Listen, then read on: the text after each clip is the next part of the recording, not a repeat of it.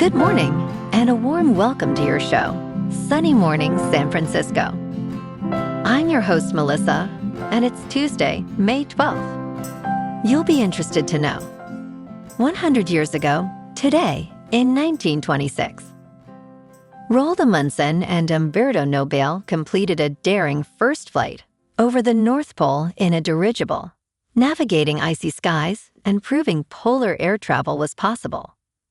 Their successful airship expedition marked a major technological milestone, expanding human reach into polar regions and inspiring further exploration and aeronautical innovation. So now you know. And now, it's time for the Surf Report. Tuesday at Ocean Beach. This morning it's looking fair with waves around 3 to 5 feet. Conditions are choppy as the wind is onshore at 7 miles per hour, increasing slightly throughout the day. Expect the wind to pick up to 10 miles per hour by noon, making things a bit more bumpy. Best time to ride is at 6 a.m. with the 3-foot incoming high tide, when the west-northwest swell is 4 feet at 11 seconds, and the onshore wind is 7 miles per hour.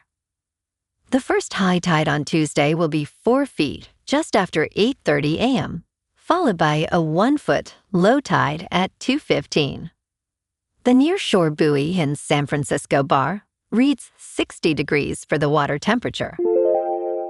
Choppy conditions dominate Wednesday with waves ranging from 3 to 5 feet and winds from the west-northwest at up to 22 miles per hour. Thursday offers a brief respite with cleaner waves between 3 to 6 feet early, though conditions become choppy later as winds shift to the west. Friday sees a return to choppy surf, with heights reaching 5 to 7 feet and winds increasing throughout the day. This morning, it's mostly cloudy and it feels like 56 degrees with 5 mile per hour wind. The sunset will take place at 8:10 and it will rise again tomorrow at 6:01. It looks like we're in for some mostly cloudy skies today, with a high around 60 and a mild breeze. Tonight, expect continued mostly cloudy conditions with a low of 56 and light winds picking up a bit. Looking ahead in the weather. Wednesday will be mostly sunny with a high near 60 and west-northwest winds around 14 to 21 miles per hour, gusting as high as 28. Thursday through Saturday, stay sunny with highs rising slightly into the low to mid-60s and nights settling in the low 50s. Bonjour, food enthusiasts. This podcast is brought to you by Versailles Cafe and Pastries in Encinitas. Nestled on El Camino Real South, just north of Encinitas Boulevard, this cafe is a haven for culinary delights. Indulge in their amazing Eggs Benedict or their gluten-free crepes. You can grab a panini for lunch or just breeze on through to get your morning coffee. They are open every day from 8 to 5. So stop on by and don't forget to tell them Sunny Morning sent you. In local news, in a notable case from the Bay Area, a Palo Alto sophomore has filed a civil rights lawsuit against his high school, claiming he was unfairly punished due to a faulty artificial intelligence detection tool. The student's essay, centered on the Crucible by Arthur Miller, explored themes of community and unreliable testimony, reflecting on the Salem witch trials. After submitting the assignment in October, he was accused of primarily using AI for its composition and received a D after a required in-class rewrite. Despite providing extensive evidence, including a 1,162-page packet, the Palo Alto Unified School District has refused to resolve the matter, prompting the federal lawsuit.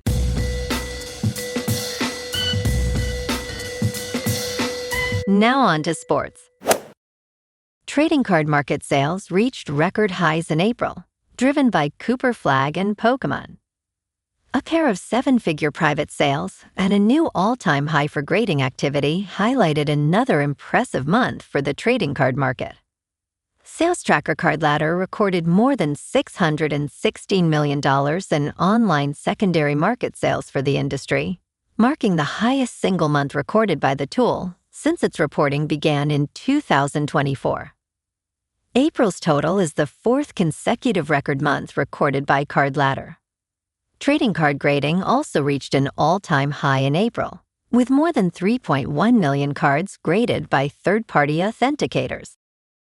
In local sports, the Giants are back in Los Angeles tonight, looking to even up their series against the Dodgers at Dodger Stadium.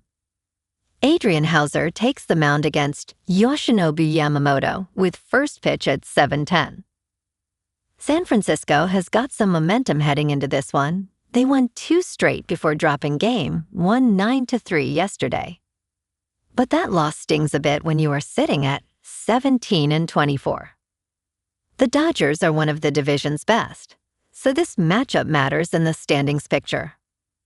Hauser is going to need to keep their bats in check against a premier pitcher like Yamamoto. The G-men's offense will have their hands full, but this rivalry always brings something special. Tonight sets the tone for how the rest of this series plays out. Out on the farm, Stanford landed a major recruiting win Sunday when top-ranked defensive back Savoy Guidry committed to the Cardinal. Guidry had more than 20 Division I offers on the table, but chose the farm. The junior from Louisiana recorded 33 tackles, 15 pass breakups, and 3 interceptions last season. It is the 4th addition to Stanford's 2027 recruiting class, signaling progress in head coach Tavita Pritchard's rebuild. In top news, the world's highest-flying repo men are collecting Spirit Airlines jets. The company's collapse has triggered a mission to retrieve dozens of planes and deposit them in Arizona boneyards. The first call came to Bob Allen's phone at 6 p.m. Eastern Time on a Friday, instructing him to get the repo men ready. While Spirit Airlines was still operating, aircraft leasing firms were anxious to reclaim their bright yellow jets as Spirit barreled toward liquidation. Allen stated he had 6 hours to find 20 pilots. Nomadic Aviation Group quickly assembled a roster of pilots, most of whom had worked for Spirit, creating a WhatsApp group that swelled to 40 pilots. One pilot, who had just landed, asked, "Can I fly in shorts?" Giordano replied, "Not a problem," adding that they generally wear khakis and polos, but must adapt as needed. In business news, El Salvador's Bitcoin-loving president has allegedly frozen assets of local news outlet El Faro. The outlet has reported that assets tied to 2 of its shareholders, including bank accounts and property, have been frozen. El Faro maintains that President Nayib Bukele ordered this action as retaliation for its investigations into corruption within his administration. This alleged move is ironic, as Bukele has positioned himself as one of Bitcoin's most vocal advocates. Freezing bank accounts contradicts the cypherpump philosophy that underpins the financial technology. Director Carlos Data called the measures political rather than fiscal, accusing the government of trying to silence critical voices. In crypto movement, Bitcoin is unchanged at about $81,000. Ethereum is down 1% to about 2,000. And XRP is up 1% to $1.46. Moving on to a more local vibe. In our community spotlight on health and wellness, we are working with a national Pilates studio to bring you some free classes, so listen up. Check out Club Pilates, with several locations in the San Diego area. Pilates presents a comprehensive wellness approach, cultivating strength, reducing tension, and elevating mental well-being. Scientific research affirms its benefits. So now you can check out Club Pilates for a free class, with locations in Encinitas, Solana Beach, Oceanside, La Jolla, and more. Just be sure to tell them Sunny Morning sent you by. And now, back to the show. Let's talk science. There is a reason your allergies are awful this year, and they are going to get worse. New types of pollen, and more of it, are in the air this spring season, thanks to climate change. Climate change is making your allergies worse by creating longer and more intense pollen seasons, according to research from scientists and physicians.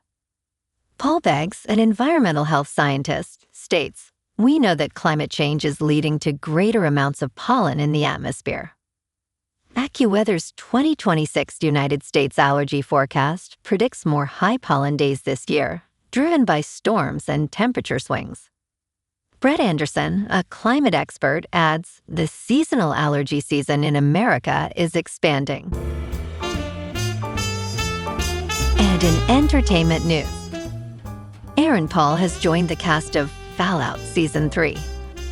Details about his role are kept under wraps, while Annabelle O'Hagan and Dave Register have been promoted to series regulars on the Amazon Prime Video science fiction drama. The casting marks a reunion between Paul and executive producers Jonathan Nolan and Lisa Joy, who cast the Breaking Bad star in the final season of their show Westworld. Created by Graham Wagner and Geneva Robertson Dworet, Fallout is based on the post-apocalyptic video game franchise. It takes place 200 years after a nuclear holocaust, when sheltered vault dwellers return to a violent wasteland. Well, alrighty folks, it's time for the quote of the day. And today, our quote comes from the Norwegian explorer and scientist, Fridtjof Nansen. And he said, "The difficult is what takes a little time. The impossible is what takes a little longer." And that's a wrap for this morning. You can check out our Instagram, YouTube, and TikTok for some captivating aerial videos with local news and the surf reports. Have an amazing day, my good friends. We'll see you tomorrow with another episode of Sunny Morning San Francisco.